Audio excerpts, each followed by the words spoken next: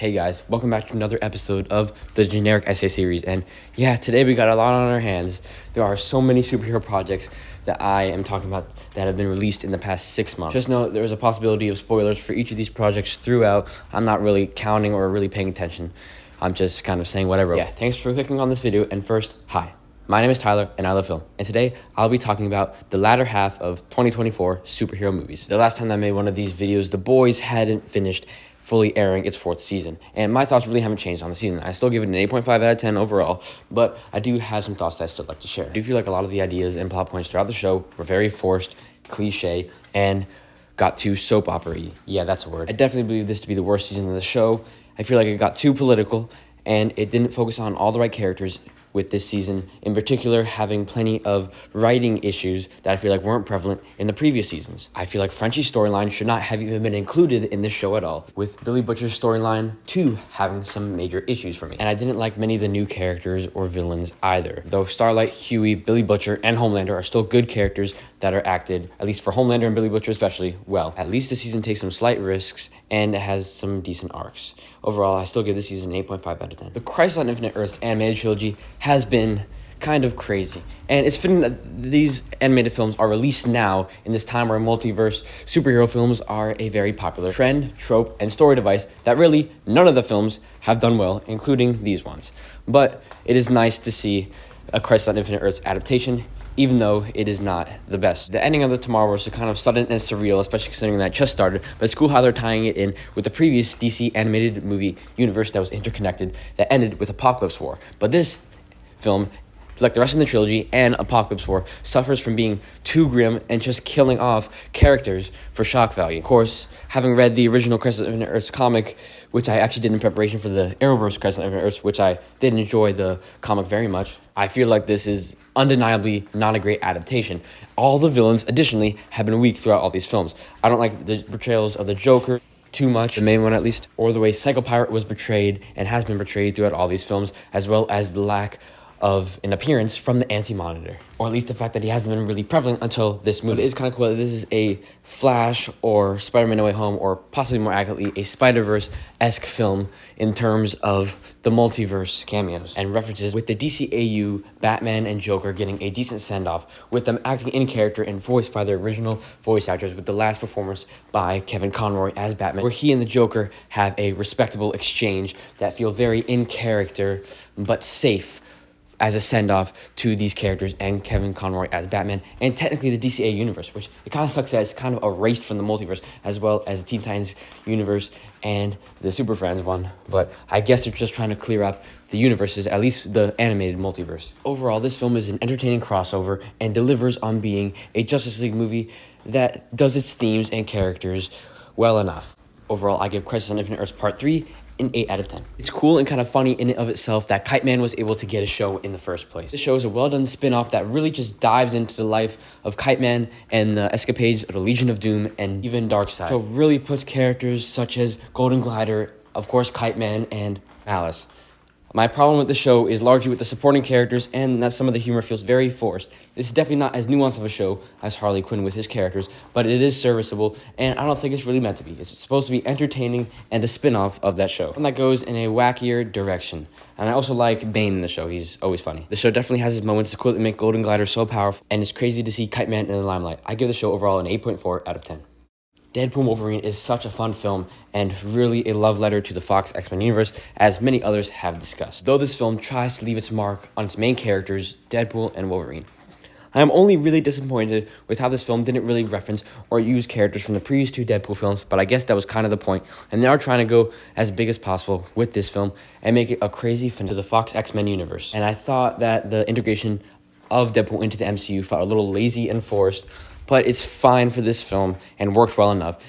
And of course, the characters could have been delved into more, but this film is serviceable as it is. Deadpool's motivation in this film was also off, but this film does try to have massive character growth for Deadpool, and building upon the growth that he has had upon the previous 2 films. In the first film, Deadpool learned how to deal with pain and to accept himself and others.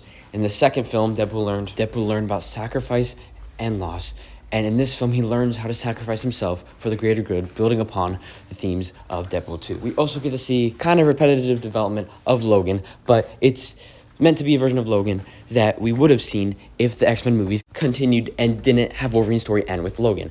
Overall, this film is very fun and well done. I will talk about this more in my year in review, but yeah, that's just a short recap of my thoughts on it.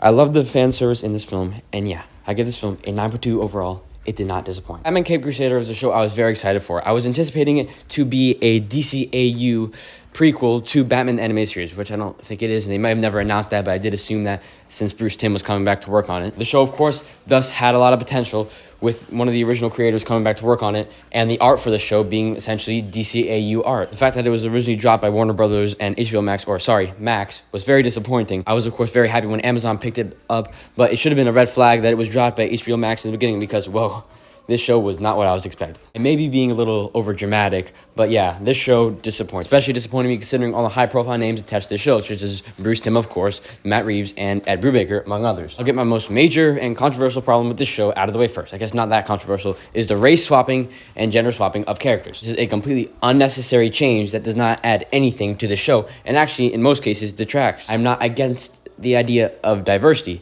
It is just recently, especially in superhero content, it has not been handled correctly. It is often shoehorned into the detriment of the story, writing, and theme. Established characters weren't race and gender swapped, and instead, characters who are actually a part of said race or gender were included instead.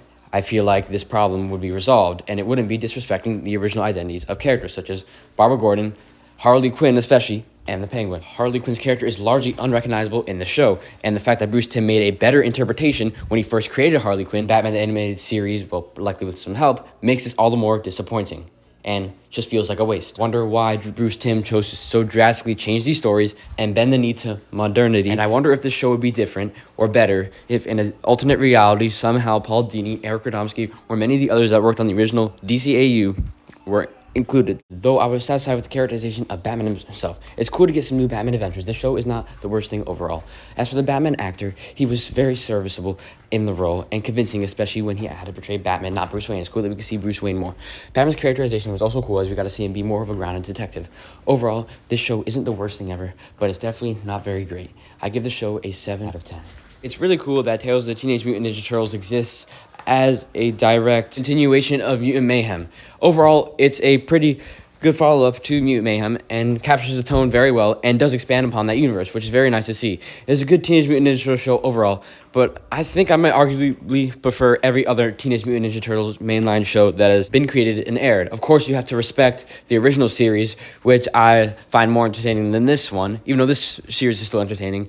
And of course, the 2003 show is, I believe, to be very underrated. The 2012 show is very nuanced interpretation compared to the other cartoons. And Rise of TMNT is something that is favored by many people recently. And yeah, I believe it to be a good show. This show is still good, but I'm just saying all these shows are very good.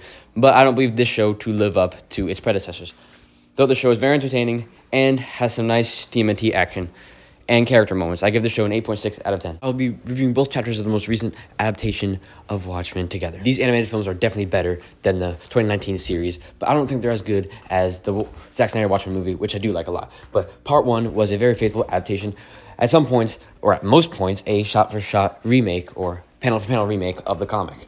But yeah, the first one, since it follows so closely to the comic, is very good, but it doesn't have really a flair or style, which I think would elevate it above just being a copy, which of course isn't as effective as the masterpiece.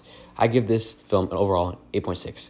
The second film, I feel like, is much better as it feels so epic and really elevates the story. But both of the parts work very well together. Both of these films, like the comic, are paced well, and I feel like this film progresses the story really well towards its, of course, great ending. And I feel like it is a good adaptation, even though both of these films have moments where they stray slightly from the comic book. But yes, overall, I give the second part a 9 out of 10. I highly recommend that you watch both of these. These adaptations, like the comics, deal with heavy themes and are a great superhero deconstruction. It's crazy that we're even getting a Crow reboot in the first place. I didn't hate this film. I think it does some interesting things, and I feel it is entertaining enough as an action movie with some decent action scenes. And I like how it kind of uses the Crow's superpowers and mythos more so than how it was not included too much in the original 1994 film, even though the original 1994 film is, of course, much superior. I think the love story is interesting enough in this film and done well enough to be compelling and serve as motivation for the Crow. It's just that this film doesn't dive too deep into the character of Eric Draven, and it also is lifeless, very emo, and a bit of a drag to get through at times, which the first film was not. But I believe this interpretation to tell a decent enough story for itself about loneliness, death, loss, and revenge. I also think the direction to be serviceable to its kind of edgy 2000s action movie aesthetic, and the shots look good throughout the film, and at some points do really serve the character's story and script. Overall, I give this film a 6 out of 10. Much to my surprise, Agatha all along turned out to be a surprisingly decent or okay show, especially when considering the fact that I consider Agatha along with Echo and the soon-to-be-released Ironheart to be MCU projects that I believe that most people are not that excited for, and that I'm not that excited for. They're based on characters that the public, at least, does not know too much about. Pretty happy that it wasn't a complete train wreck like the constant title changes seemed to hint at. 2 out of the 3 MCU projects that I consider to be pointless are overrated, though I plan on not watching either of them again, are serviceable. Though I definitely think this show does have some problems. My biggest problems are with the supporting characters and pacing. I feel like the pacing of the show was especially wonky in the beginning, in the second and third episodes when we are first getting into this world and the whole plot for the show, traveling along the witch's road. I don't feel like it's explained well, and we're kind of just thrown into the world awkwardly and slowly, which felt really weird and was not compelling in the moment. I feel like the characterization of the supporting characters, though each of the actors tried, felt very awkward and unnatural for the show, and the characters kind of annoyed me personally.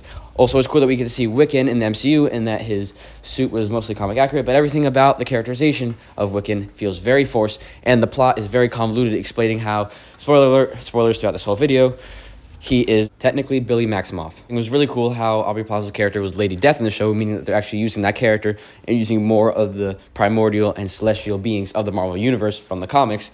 But I wish the characterization was better and more powerful. She seemed especially weak in the show, being a weak, underdeveloped, and ineffective villain alongside the Salem 7.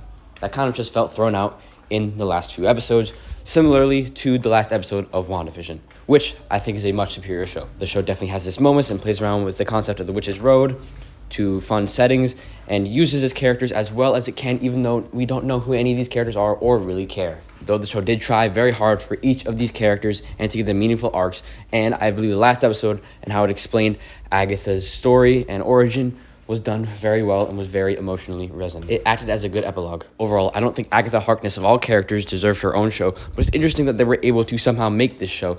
But this show did feel mostly pointless.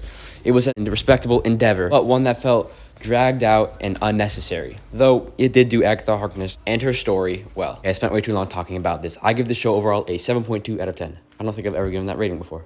Yeah, so The Penguin, guys. Yeah, all jokes aside, this is a great series.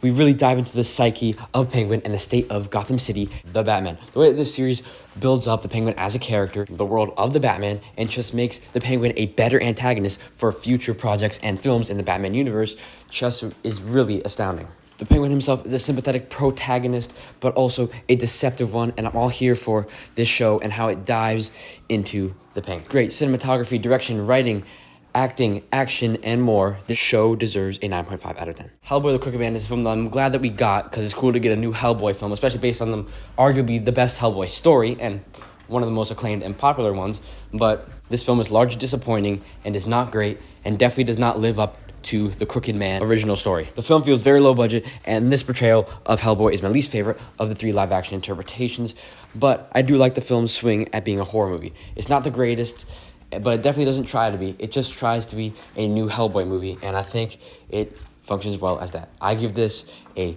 5.0 out of 10, as it doesn't really have too much in the character development department, but it is a entertaining enough horror movie. Joker for All I Do is a film that I do not believe to be bad at all, despite the fact that I critiqued many of its methods of advertisement and audience accessibility in a previous GES video. I believe it to be a very solid, bold, and daring film that I even believe to be slightly better than the first Joker for different reasons than what made the first Joker a solid movie. The first Joker film is not one that I've talked about a lot on my channel, but I believe it is a uninventive but solid film. It has great acting, cinematography, and direction, much like this film, and it tells a very hard-hitting and well-executed film, but I don't believe it to achieve masterpiece heights. This is mostly due to its uninventiveness and the fact that it doesn't really dive too much into the head of Arthur Fleck.